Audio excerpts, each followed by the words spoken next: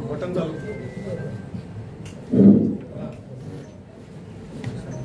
Republican पक्षाच्या विविध गटांचे नेते उपस्थित आहेत. त्याचबरोबर धम्माचं काम करणारे काही संघटनांचे नेते उपस्थित आहेत.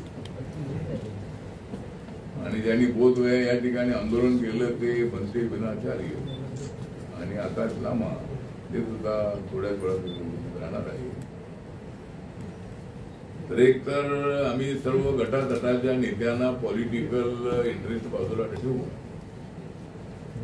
मुंबईमध्ये आम्ही अशा 2-3 मिटिंगा घेतल्या आणि त्याच्यामध्ये रिपब्लिकन पक्षाच्या गटाचे नेते नव्हे तर बौद्ध समाजाचे नेते, काँग्रेस असतील, भाजप असेल, शिवसेना असेल, राष्ट्रवादी असेल,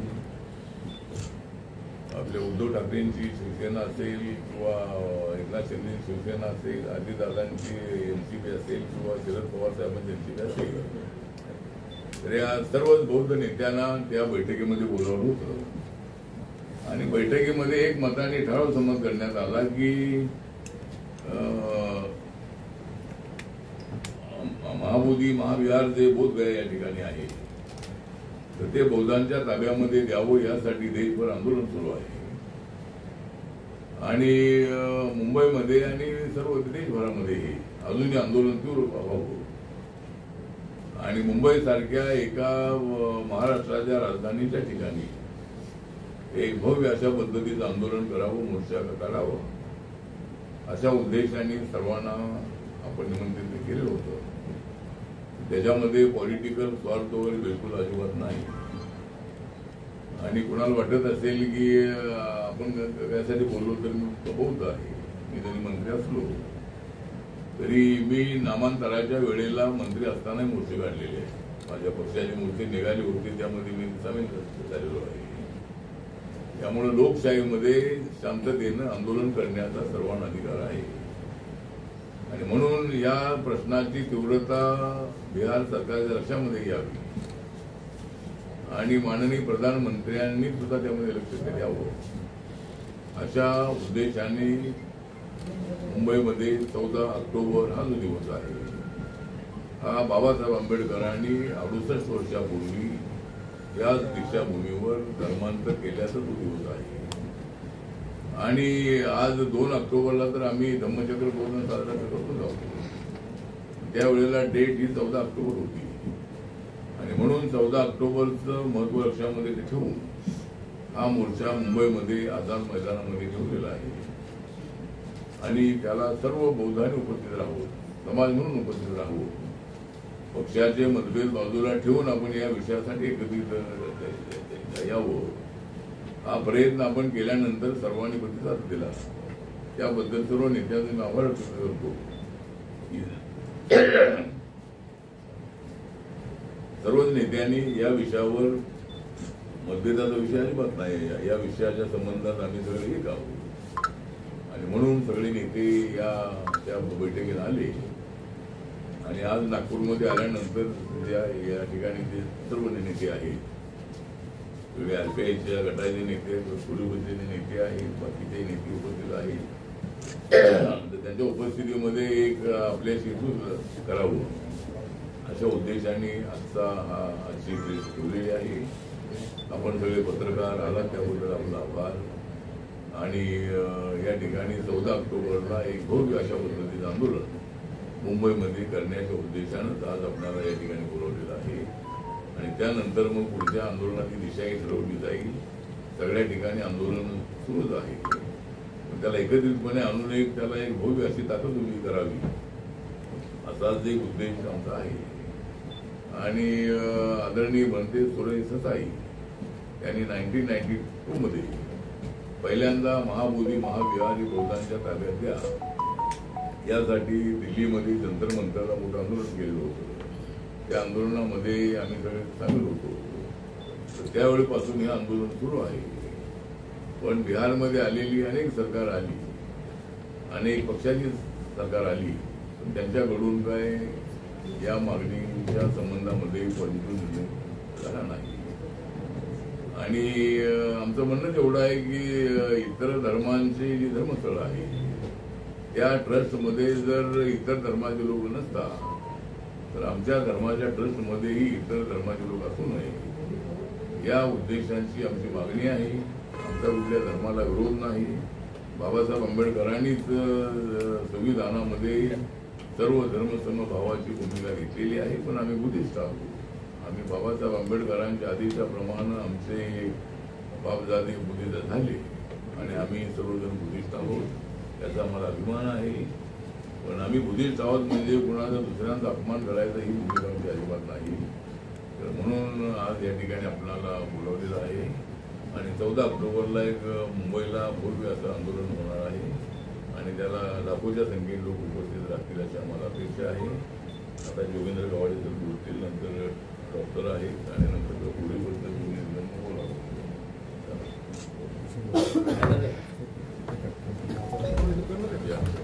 बुद्धिस्ट सोसायटीवर सर्वांना माहिती मिळालेली आहे. बाकीचे नेते मला दुर्बळ पण इथं आहे.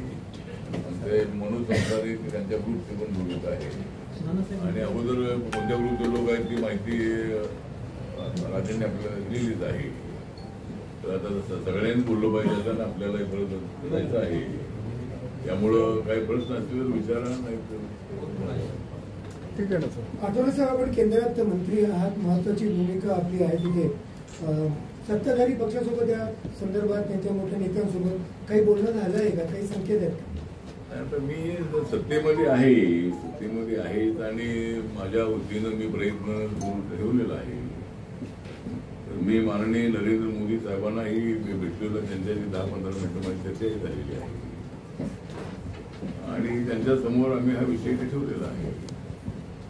एक तर मुंबईच्या मोर्चाचा उद्देश एवढाच आहे की एक भव्य मोर्चा आव्हान हे बिहार सरकार आणि केंद्र सरकारच्या लक्षामध्ये यावं या प्रसंगी आतुर आहे. आणि त्याच्यामध्ये एवढाच विषय आहे की महाराष्ट्रामध्ये देवेंद्र फडणवीस महाराष्ट्राचे मुख्यमंत्री आहेत आणि सर्वात जास्त बुद्धिस्ट सगळ्या देशामध्ये तर आहेतच आहेत, पण सर्वात जास्त बुद्धिस्ट बाबासाहेबांच्या धर्मांतरानंतर महाराष्ट्रात झालेले आहे. त्यामुळं महाराष्ट्रातल्या बौद्धांचा विषय नाही, सगळ्या देशातल्या बौद्धांचा विषय आहे.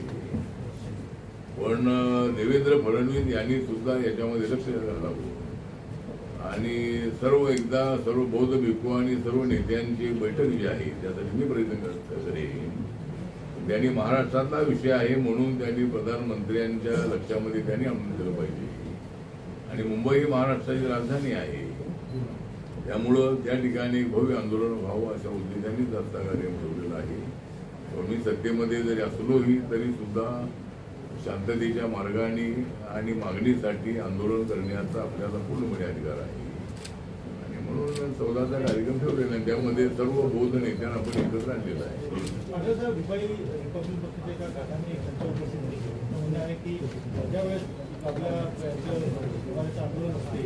धार्मिक आंदोलन असते त्यामध्ये जर का धार्मिक नेते असले तर ते योग्य पद्धतीने योग्य डिसिजन जाते. पण जर का राजकीय पक्षाच्या त्यामध्ये शिरकाव झाला तर ते आंदोलन हे जे नाही, राजकीय पक्षांचा शिरकाव काही होणार नाही आहे. पण एक समाज म्हणून आता मी NDA मध्ये आहे, काही लोक इंडिया आघाडीमध्ये आहे, काही पक्ष त्यानंतर काही कुठल्याही याच्यामध्ये दोन्ही याच्यामध्ये नसणारे अनेक लोक आहेत. बौद्ध म्हणून आता प्रकाश गजबी हे शरद पवार साहेबांच्या सोबत आहे. पण आम्ही सर्वांना त्या ठिकाणी नितीन राऊत यांना निमंत्रण दिलेलं होतं म्हणजे या परिसरात येण्याचं. सुलेखाताई कुंभार आहेत त्या तिकडे ड्रॅगन पॅलेसला बिझी असल्यामुळे त्या आल्या नाही. पण सर्व गटातटाने याला पाठिंबा दिलेला आहे. आणि आपण जे म्हणाला की इतर पक्षांचा त्याच्यामध्ये शिरकाव होण्याचा प्रश्न अजिबात नाही आहे आणि आम्ही त्या पक्षाचा ठराव करा असं आम्ही सांगितलेलं नाही आहे. सांगितलेलं आहे की बौद्ध म्हणून आपण त्यामध्ये आणि सर्वांनी त्याला समाज म्हणून मान्यता दिलेली आहे. मुंबईच्या बैठकीमध्ये पंचाताई गायकवाड, चंद्रकांत आंदोरे आले होते, राम पंडागळे ते आले होते आणि अनेक इतर नेते त्याला उपस्थित होते. त्यामुळं प्रकाश गजबी आज नागपूरच्या इथं आलेले आहेत. त्यामुळे सर्व बौद्ध खासदार, आमदार आणि सर्व पक्षातल्या नेत्यांनी या मोर्चाला यावं सामील व्हावं अशा पद्धतीची आमची भूमिका आहे. त्यासाठी सर्वांना आपण पत्र पाठवलेले आहेत, अजूनही पत्र पाठवतो आणि बौद्ध समाजाची एक एकजूट जी आहे ती दिसावी अशा उद्देशानेच आमचा प्रयत्न आहे. त्यामध्ये पक्षाच्या शिरकावाचा विषय अजिबात येणार नाही. 12 तारखेला घोषणा केलेली आहे, तर काय आपल्या या 14 तारखेच्या कार्यक्रमामध्ये लांबा विनाचर्य ती सुद्धा असणार आहेत आणि 12 फरवरी आहे वो 12 फरवरीची घोषणा जी केली आहे त्याचा सुद्धा संदर्भ दिवस करण्यात येणार आहे का? अभी तो टाइम है उसका. त्याचा सुद्धा त्याच्यामध्ये आढावा घेण्यात येणार आहे का? 12 फेब्रुवारीला दिल्लीमध्ये आपल्या विनाचार्य मंत्र्यांची माझी चर्चा झाली आणि मध्यंतरी त्या बोधगयाच्या आंदोलनामध्ये प्रमुख असणारे 2 नेते, एक नेता आकाश लामा आणि दुसरे नेते म्हणण्यापेक्षा ते उपोषणाला बसले होते, पण त्यांना जवळजवळ 2 महिने त्यांना जेलमध्ये राहावं लागलं. त्या आपल्या बोधगयाच्या पोलिसांनी त्यांच्यावर कारवाई केली, त्यांच्यावर 307 लावली आणि त्यामुळे विनाचार्य पंथेजी हे सगळ्या महाराष्ट्रामध्ये फिरले, देशामध्ये फिरले आणि बौद्ध जनतेने त्यांना प्रचंड प्रतिसाद दिला. दुसऱ्या बाजूने आकाश लामाही फिरत होते आणि त्यांना सुद्धा बौद्ध जनतेने पाठिंबा दिला. पण नंतर हे 2 ग्रुप दिसत आहेत असं लक्षात आल्यानंतर नागपूरमध्येच हा प्रयत्न झाला की आकाश लामा आणि विनाचार्य या दोघांनी सुद्धा वेगळी भूमिका तर एकच आहे, पण वेगळे ग्रुप न करता एकत्रितपणे आंदोलन करावं आणि त्याप्रमाणे आकाश लामा हे मुंबईच्या पहिल्या बैठकीला आले होते आणि विनाचार्य काही तेवढ्याला येऊ शकले नाही. त्यांचा कुठे यवतमाळला कुठे महाराष्ट्रामध्ये होते, पण दोघांची माझी चर्चा झालेली आहे. परवाच गेल्या आठवड्यामध्ये विनाचार्य दिल्लीमध्ये आले होते, त्यांच्यासोबत माझी अर्धा पाऊण तास चर्चा झालेली आहे. त्यानंतर आकाश लामा हे आपल्या संपर्कात आहे. त्यामुळे सर्वांनी बौद्ध भिक्खूंनी मोठ्या प्रमाणामध्ये बौद्ध जनतेने मोठ्या प्रमाणात सामील व्हावं असा जे प्रयत्न आहे ना, हा वाद जो दोघांमधला होता तो मिटलेला आहे. आणि जरी वेगळे फिरले तरी आम्ही आरपीआयचे गट जरी आम्ही एकत्र आलो, म्हणजे अजून गट एकत्र आले नाही, समजा आम्ही एकत्र आलो तर आम्ही एका बाजूला फिरतो, कवाड जर एका बाजूला फिरतात आणि एकत्र करून उपयोग आहे त्याचा. म्हणजे काय म्हणजे मेन कार्यक्रमाला एकत्रित आम्ही असतो तर ठीक आहे. तर म्हणून हा मोर्चा आहे, हा पॉलिटिकल त्याचा रंग अजिबात नाही. त्यामध्ये मला कवाडे सरांना किंवा कुणाला डॉक्टर राजेंद्र गवईंना पॉलिटिकल फायदा उठवण्याची भूमिका अजिबात नाही. त्यामुळे समाजाचा प्रश्न आहे आणि हा अनेक वर्षापासूनचा आहे. त्या ठिकाणी बिहारमध्ये काँग्रेसची सरकार अनेक वर्ष होती, लालू प्रसाद यादव यांचे सरकार अनेक वर्ष होती, त्या नितीश कुमार यांचं सरकार अनेक वर्ष होतं आहे, बीजेपी सोबत त्यांचा अलायन्स झाला त्यावेळेला ते सरकार होतं, आरजेडी सोबत अलायन्स झाला त्यावेळेला त्यांचं सरकार होतं. त्यामुळं अनेकांची ही आहे. फक्त आजच्या सरकारवर म्हणजे आजचं सरकार जे आहे नितीश कुमार यांच्याशी माझी अर्धा तास चर्चा झाली आणि त्यामध्ये आम्ही एवढंच सांगितलंय की हा कायदा 26 जानेवारी 50च्या अगोदरचा आहे, तो रद्द करावा हे कवाडे सरांनी सांगितलं होता आणि त्याच्यावर आम्ही विचार करतो असं त्याने आश्वासन दिलेलं आहे. पण आमची भूमिका अशी आहे तर अशा पद्धतीनं मला वाटतं की हा प्रश्न थोडासा मार्गी लागावा आणि तो लागेल अशी आम्हाला अपेक्षा आहे. आणि नरेंद्र मोदी साहेबांनी यामध्ये लक्ष घातलं तर नक्की हा विषय सुटू शकेल. तसा अयोध्येमधला राम मंदिराचा प्रश्न उठला तर 30 ऑक्टोबरला सुप्रीम कोर्टामध्ये रीट पिटिशन जे टाकलेलं आहे त्याचं सुनावणी त्याचं तारीख आहे.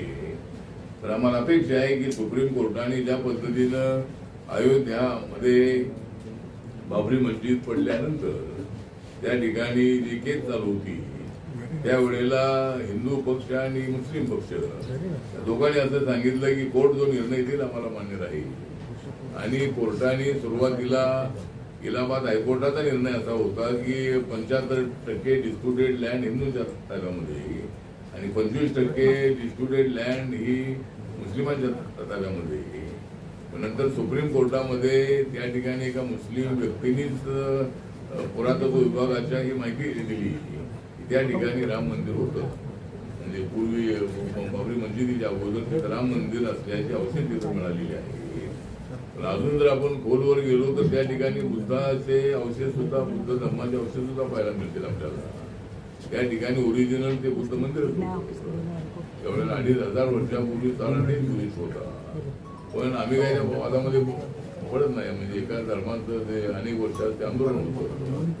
तर तिथं आता जसं अयोध्येमध्ये राम मंदिर उभं राहिलेलं आहे, तसं मला वाटतं की हा विषय जो आहे तो मार्गी लागावा आणि सुप्रीम कोर्टाकडून आम्हाला न्याय मिळेल अशी अपेक्षा आहे. सुप्रीम कोर्टानेच हा सगळा अभ्यास करून मला असं वाटतं की जर सुप्रीम कोर्टाने निर्णय दिला तर हा निर्णय सर्वांना बंधनकारक राहील. त्यामुळे तो निर्णय आमच्या बाजूने लागेल अशी आम्हाला अपेक्षा आहे. आणि त्यासाठी आमचे वकील जे आहेत ते सातत्यानं त्या ठिकाणी आपली बाजू मांडण्याचा प्रयत्न करणार आहेत. आणि अजूनही आम्ही चांगले वकील त्या ठिकाणी देऊ आणि कोर्टाकडून आम्हाला न्याय मिळावा अशी आमची अपेक्षा आहे. तसा प्रयत्न आमचा सुरू आहे. आढळराव साहेब, माझा एक प्रश्न आहे. आपण सर्व पक्षांना घेतले नेत्यांना काय मिलिंद माने आणि धम्मपाल मेश्रामना आपण सांगितलं होतं. आणि मुंबईमध्ये जे आपले गिरकर आहेत, भाई गिरकर आहे, ते त्या बैठकीला आले होते आणि त्यांनी सुद्धा त्याला पाठिंबा दिलेला आहे. आणि पूर्वी बीएसपीचे नेते सुरेश माने होते, ते आमच्या बैठकीला उपस्थित होते. पण बीएसपीचे मला वाटतं कुणी अजून आलेला नाही आहे. त्यांना आमचं आव्हान आहे की त्यांनी या मोर्चामध्ये सामील व्हावं. पण ते मायावतीनं विचारल्याशिवाय ते सामील होणार नाहीत. त्यामुळे त्यांना बीएसपीचा आपण प्रश्न विचारला चांगली गोष्ट आहे की बीएसपीच्या कोणाला आपण निमंत्रण मुंबईमध्ये केलं नाही. बहुजन समाज त्याच्यामध्ये बहुजन समाजाचे लोक आहेत. पण बीएसपीलाही आम्ही पत्र देऊ, बीएसपीला सुद्धा आम्ही पत्र देऊ. आणि बीएसपी मधल्याही जे बौद्ध समाजाचे लोक आहेत त्यांनी त्यामध्ये सामील व्हावं. चला ठीक आहे.